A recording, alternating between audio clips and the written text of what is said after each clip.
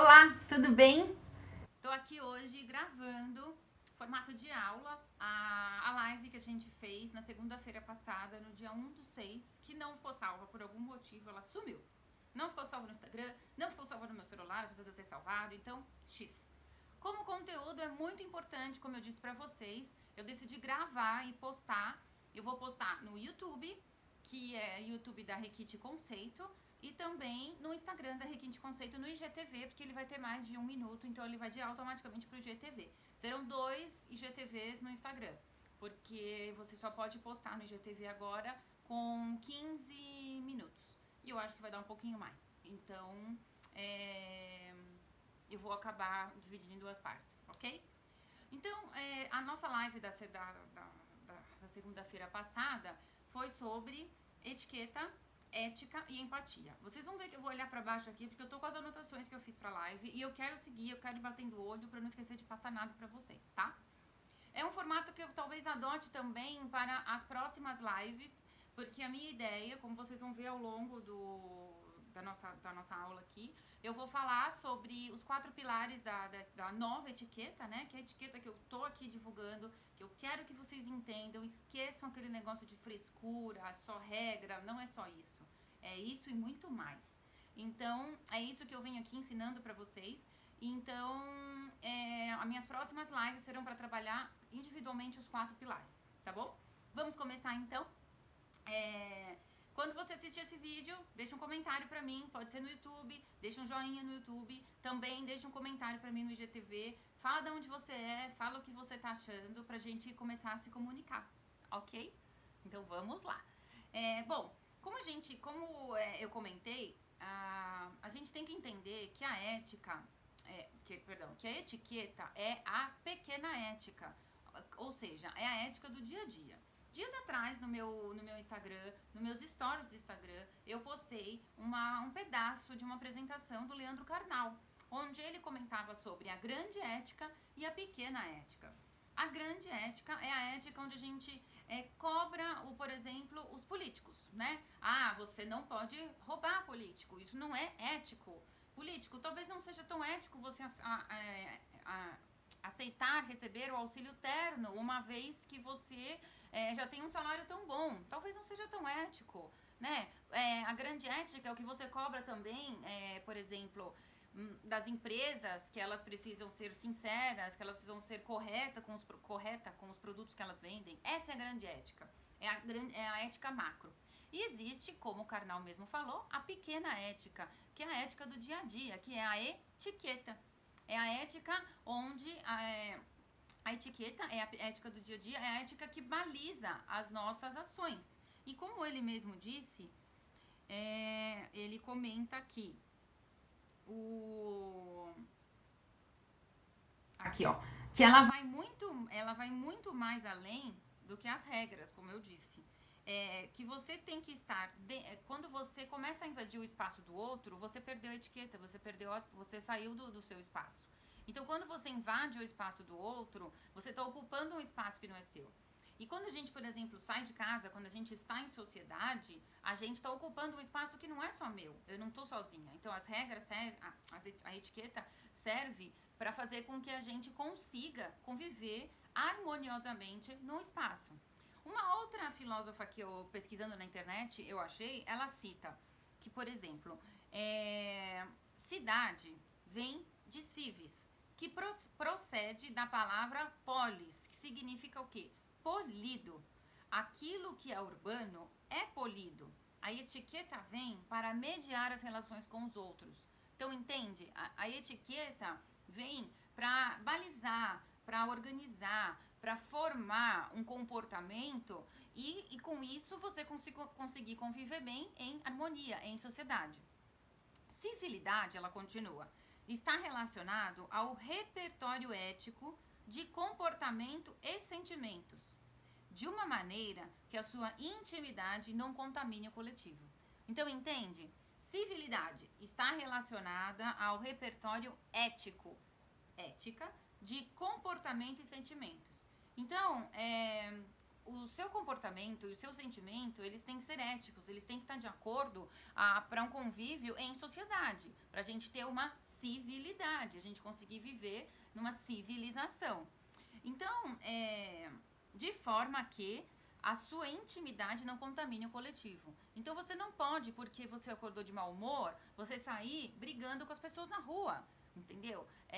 Então isso é quando o homem separa o seu instinto mais bárbaro pro mais refinado. Então isso mostra que ele tem civilidade. Então isso mostra que ele tem a etiqueta, ele tem que saber se portar com etiqueta. E aí a gente vai ver que etiqueta não são só as regras, como eu vou contar mais à frente. Pensando nisso ainda, a gente tem que entender que a etiqueta lá atrás teve uma importância muito grande, essa parte das regras, que é o que a gente guarda na memória, né? É o que a gente, quando eu, por exemplo, escrevo no meu Instagram, etiqueta corporativa, etiqueta social, eu tenho certeza que as pessoas pensam, nossa, isso é coisa de gente fresca. Ela vai ensinar como é que você entra e sai de uma sala de reunião. Ela vai ensinar como é que você almoça num almoço de negócio, ou como você almoça num almoço na sua casa. Não é só isso. Mas isso sim foi importante. Quando a gente olha para a história, e por isso que é importante a gente ter repertório, a gente saber a história, ter cultura, quando a gente olha para a história, a etiqueta com esse nome etiqueta, que a gente conhece, nasceu no Luís XIV. Mas os códigos de conduta, os códigos de comportamento existem desde a época medieval. Aristóteles, Platão, todos eles falavam sobre códigos de conduta. E por quê? Porque eles eram tutores de futuros príncipes e princesas. Então, eles tinham a obrigação, como tutor, de formar essas pessoas.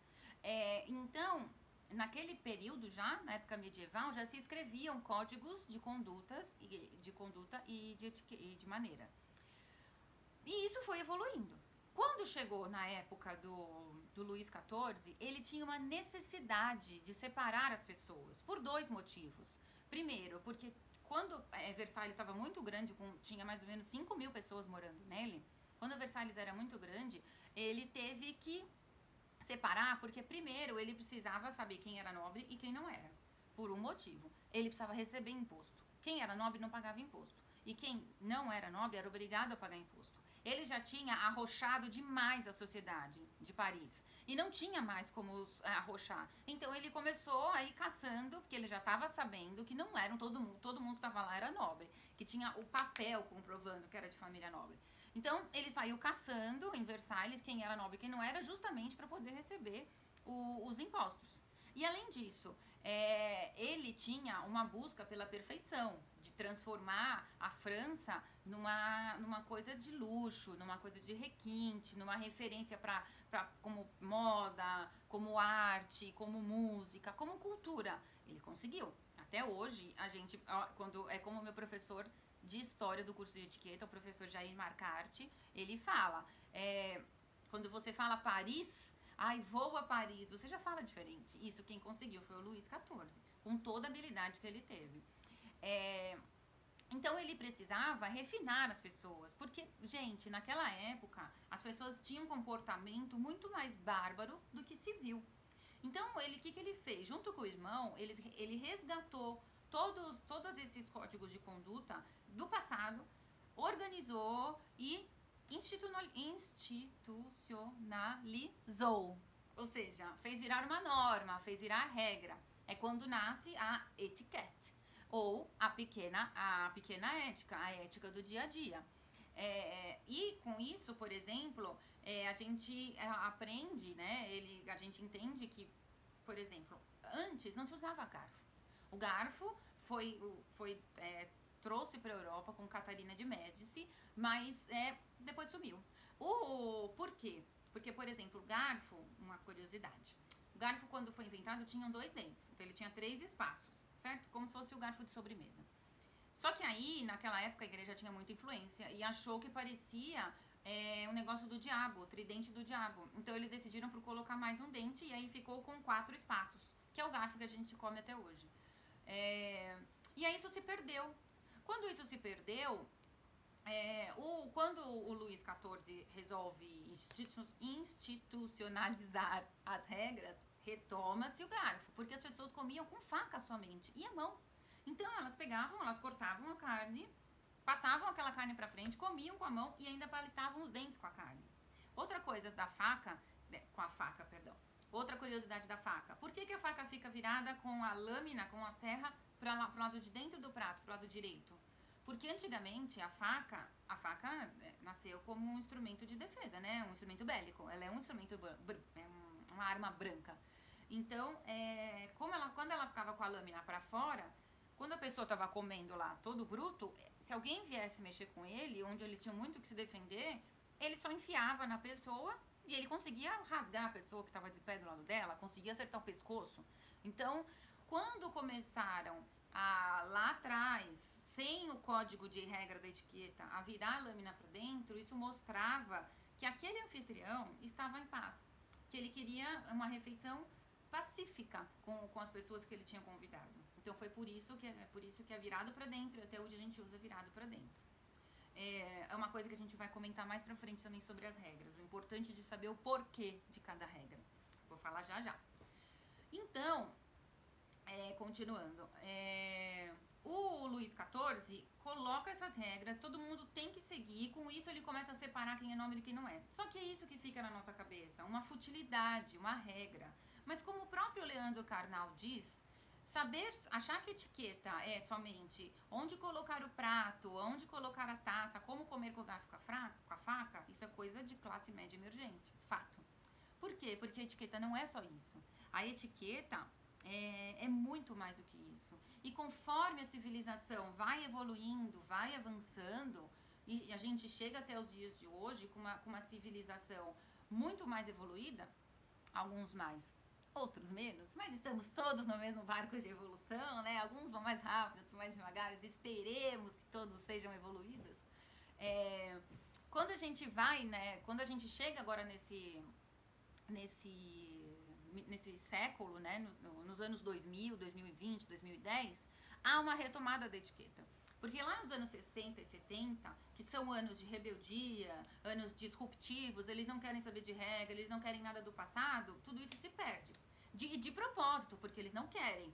Mas agora nos anos 2000 há uma retomada, muito da parte corporativa. Mas com essa etiqueta que eu tô falando pra vocês, não inclui só. A parte corporativa puxou, tá, gente? Mas não é só a parte corporativa, é muito mais. A gente vai falar de sociedade, a gente vai falar de comportamento em sociedade. Então o próprio Karnal fala, não acha que etiqueta é só saber como sentar, andar e falar, não. 4 palavras são muito importantes para etiqueta.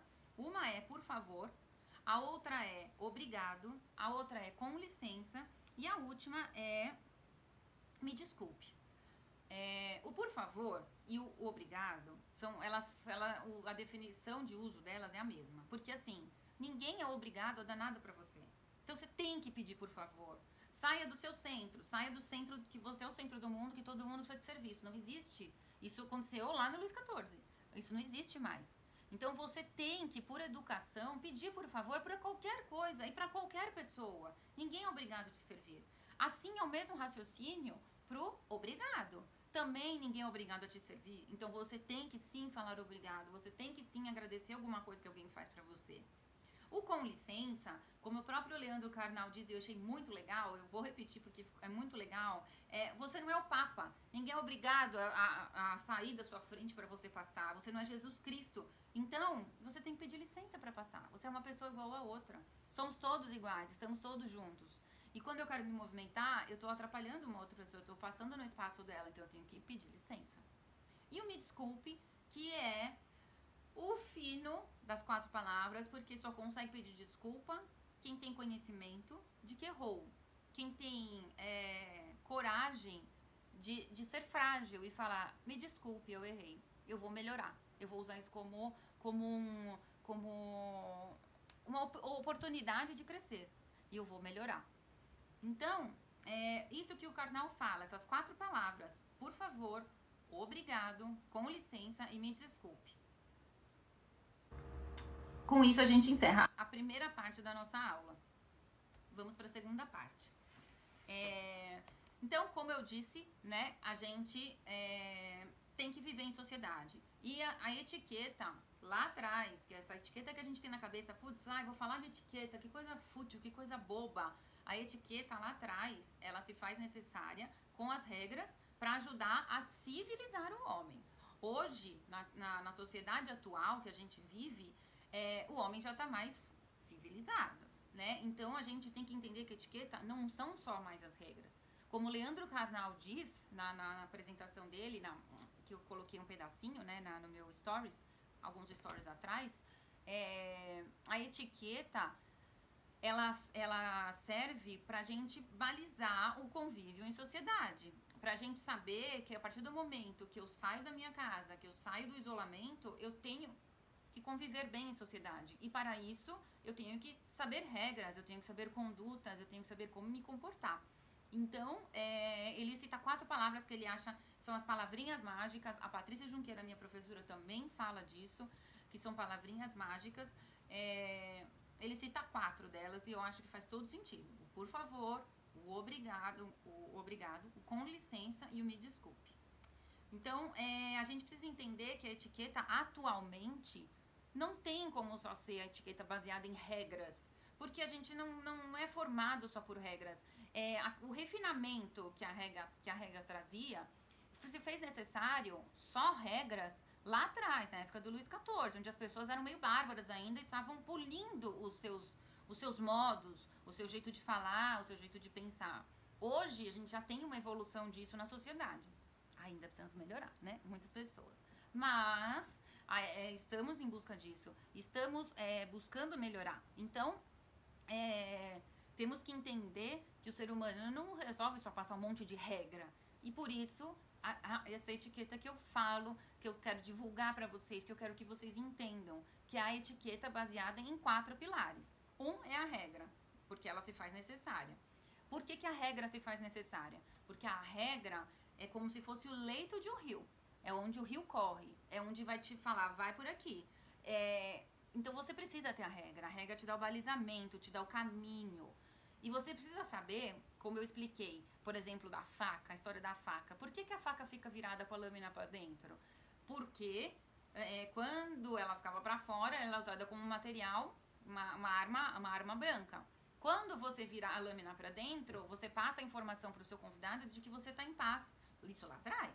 De que o anfitrião estava em paz e estava recebendo essa pessoa para um jantar, para um almoço, para uma refeição pacífica. Você sabe o porquê. Você sabe por que o garfo tem 4 dentes, como eu expliquei também. Quando você sabe o porquê de alguma coisa, você sabe o para quê. E a partir do momento que você sabe o porquê, o para quê pode ser flexibilizado. Você pode usar quando ele é necessário. Por exemplo, vou explicar um aqui para vocês. O prato fundo. Por que o prato fundo é bojudinho e o prato raso é raso? Porque o prato fundo foi feito para acomodar sopa. A sopa tem que estar quente o mais tempo possível, correto? Quando ele faz esse copinho embaixo, esse abaulado embaixo, ali no meio a sopa permanece quente por mais tempo. E vai esfriando lentamente nas beiradas. Então é por isso que o prato fundo que serve sopa é fundo, por isso que ele é bojudo. E é por isso que quando a gente está aprendendo a comer, a gente come a parte de fora. Eu ensino meus filhos, gente, não pega do meio que é muito quente, pega da bordinha, pega da beirinha. E é isso que a gente aprende. Isso é uma regra de etiqueta, comer pelo cantinho. Até nasce a expressão comer pelas beiradas, né? Isso é cultura, isso é repertório. E aí, quando eu sei que o prato de sopa é bojudinho, esquenta embaixo, é por isso que ele vem com um prato raso embaixo, para não estragar sua mesa. Mas isso nasceu quando? Lá no Luís XIV, que ele não queria que estragasse as mesas dele. A mesa dele, algumas eram folhadas a ouro, então ele não queria que estragasse. E ele inventou essa história de colocar o prato raso embaixo do prato fundo. Agora, a partir do momento que eu sei para que serve aquele prato raso embaixo do prato fundo, eu sei o porquê, eu sei para que ele serve, o para quê. Se eu tiver num lugar e eu precisar modificar por motivos de decoração a minha mesa, eu já consigo modificar. Talvez colocar um prato menor, um prato de sobremesa, mas eu sei para que eu preciso daquilo. Então, quando eu sei o porquê de uma regra, eu sei o para que eu flexibilizo. Por exemplo, se eu vou jantar com o presidente de uma empresa, eu uso a regra no seu mais perfeito formato. Mas se eu vou almoçar com os estagiários novos da empresa, eu já posso ser mais flexível em algumas coisas. Porque eu tô com um pessoal diferente. E você ter etiqueta não é você ser metido, não é você chegar pra uma pessoa que é mais simples, que tem menos cultura, e você fazer aquilo de forma a machucá-la, a agredi-la, mesmo sem falar. A gente, muitos atos, a gente faz isso. Então, isso faz parte da etiqueta, você saber se colocar sem machucar o outro, sem incomodar o outro. Então, quando você sabe o porquê e para que se usa, você consegue flexibilizar. Esse é um dos pilares da regra. O segundo pilar é o autoconhecimento. Por que o autoconhecimento é importante? Porque estamos num novo milênio, somos novas pessoas, a gente precisa se conhecer. O movimento do mundo, o movimento de forças do mundo pede isso, que a gente se conheça mais, que a gente olhe para dentro da gente. Porque a partir do momento que a gente olha para dentro da gente, a gente consegue entender como o outro funciona. Quando eu me entendo, eu entendo como o outro funciona. E aí sim que nasce empatia. É aí sim que vem a definição de empatia, que é eu me colocar no lugar do outro. Deixa eu pegar aqui que eu tenho a definição de empatia.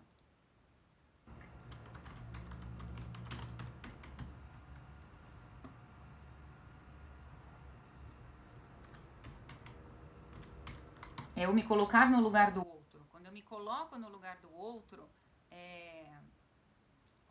aqui ó, empatia. Eu vou ler para vocês a definição do dicionário, que já é muito completa. Ação de se colocar no lugar de outra pessoa, buscando agir ou pensar da forma que ela pensaria ou agiria, nas mesmas circunstâncias. Aptidão para se identificar com o outro, sentindo o que ele sente, desejando o que ele deseja, aprendendo da maneira como ele aprende. Então você tá vendo que é um colocar-se no lugar do outro, não só, eu sou empático com você, eu vou pensar como você pensa. Não, é ser totalmente outra pessoa. Como ela agiria, como ela pensaria, como que ela deseja alguma coisa. Isso é colocar-se no lugar do outro, isso é empatia verdadeira. Mas você só consegue fazer isso quando você se conhece. Porque também você não pode se colocar no outro e estar à disposição do outro e isso fazer mal pra você. Você tem que saber o seu limite. E como você sabe o seu limite? Se conhecendo. Eu fui buscar no Google, eu escrevi lá, por que autoconhecimento é importante? Olha a resposta do Google. Permite que você descubra as suas qualidades, capacidades, bem como pontos a serem melhorados. É designar esforço para entender a si mesmo em todos os âmbitos. Ou seja, o próprio Google fala, permite quando você se autoconhece, quando você conhece você mesmo, as suas capacidades, quando você faz essa busca do autoconhecimento, você consegue descobrir as suas qualidades, as suas capacidades e os seus pontos a serem melhorados. Isso é muito importante, porque a gente está aqui para ser pessoa melhor, para desenvolver, para estar evoluindo. Então, a gente veio nessa vida, nesse mundo, para deixar uma marca, para deixar um legado. E você tem que deixar um legado bom, um legado melhor do que você é, né? Você tem que deixar um bom legado. E aí, isso eu falo muito em etiqueta corporativa, a parte da reputação, que reputação não é ruim. Você tem que se preocupar com a sua reputação. Você tem que criar a sua reputação, que é o seu legado que vai ficar nesse mundo. Então, o autoconhecimento, ele é muito importante. Como o próprio Google, uma definição de Google simples diz, você terá que conhecer as suas qualidades, capacidades e pontos a serem melhorados. É empregar esforço nisso para conseguir saber essas três coisas. Então, esse é o segundo pilar. Regras, autoconhecimento. O terceiro pilar que a gente defende nessa nova etiqueta, repertório e cultura. Não existe um ser humano que consiga se portar bem, transitar em qualquer lugar, conversar com qualquer pessoa, desde o presidente até o faxineiro, se ela não tiver repertório, se ela não tiver conhecimento, se ela não tiver cultura. Isso você adquire não do dia pra noite, é uma coisa que você vai construindo. Eu tô sempre buscando cultura, eu tô sempre buscando aprender mais, saber coisas novas, sabe? Eu tenho aproveitado o homeschooling das crianças agora na quarentena para aprender, porque eles estão aprendendo, o meu filho mais velho tá no 3º ano do Fundamental 1. Então, ele tá aprendendo coisas que são básicas e que a gente esquece, e é muito legal quando você vai buscar. sabe? Aqui em casa a gente costuma à noite assistir muitos canais de bichos, Animal Planet, agora me fugiu outros nomes. Mas, e que é interessante, você descobre muita coisa. Outro dia descobri coisas sobre os elefantes que eu nunca soube, sabe? Que eles são uma sociedade, tipo, muito, muito junto, muito unidos. A mãe, elefoa, teve um bebezinho e ela andando lá, ela escolheu um caminho que o bebezinho não conseguia. As outras mães elefantes, elefante, pegaram e foram ajudar com a tromba. Meu, parecia que elas tinham um braço, sabe? Com a tromba e com as patas. Uma empurrava de baixo, que era a mãe do bebê. As outras tentavam puxar de cima e elas conseguiram fazer o bebê subir. Um negócio que pra ele não dava a perninha dele o tamanho. Então, putz, olha que legal, entendeu? Isso tudo é repertório, é cultura, é vendo assim. E aí eu fui buscar também no Google. Olha como o Google pode ser interessante, né? Pode ser uma porcaria se você usar pra procurar porcaria. Mas pode ser o início de uma busca de conhecimento interessante. Fui pesquisar. Como eu posso falar pro pessoal para eles ganharem repertório, aumentarem repertório? E achei 5 dicas. 1 é ler bons livros. A 2 é ver bons filmes e séries. Por exemplo, muita coisa do que eu tô falando aqui para vocês do Luiz XIV, além de eu adquirir na aula de história do meu curso de formação de professor de etiqueta e consultor, da Escola Brasileira de Etiqueta, eu vi na série Versailles, do que tem no Netflix disponível. E é muito legal. Você vê, você guarda, sabe? Então, assistir filmes, séries, ler livros que te deixem bons conteúdos, né?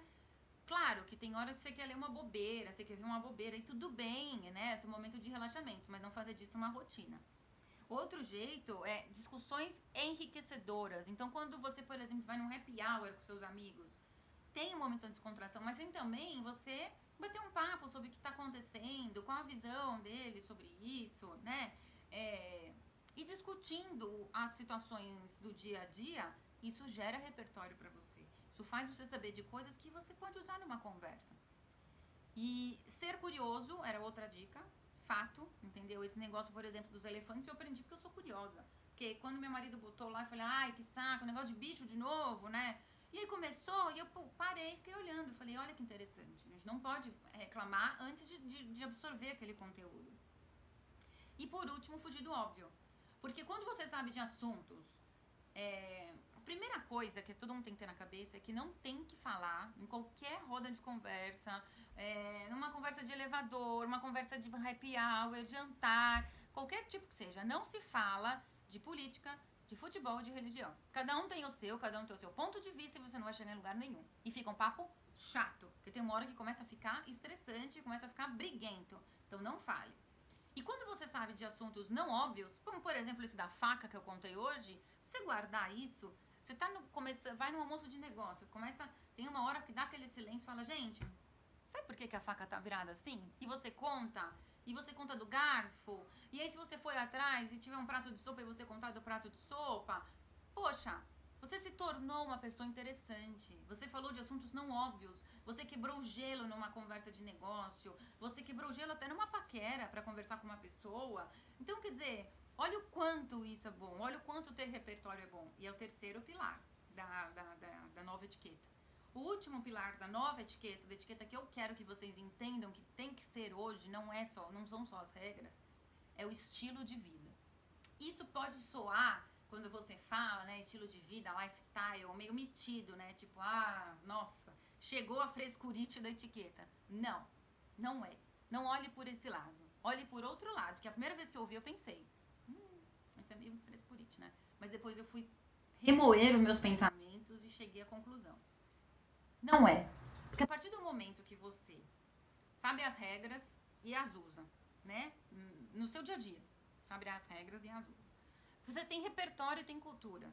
Porque você é curioso, né? Ao invés de você, final da tarde, não tem nada pra fazer, fica vendo Globo News, que repete a notícia do dia todo, você vai e procura um outro tipo de informação, outro tipo de leitura. E porque você se conhece, você tem o seu tempo de se conhecer, você busca autoconhecimento, você busca esse desenvolvimento.